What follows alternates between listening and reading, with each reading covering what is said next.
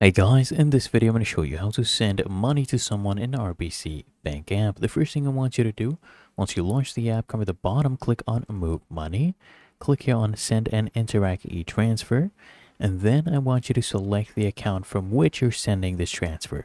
So I'll come here, click on this drop down. Let's say you want to send one from this checking account, choose that, enter the amount right here. Let's say you want to send $5, click on Done, and then you select the recipient. So you can click on this drop down, select your recipient. Of course, you can add one as well.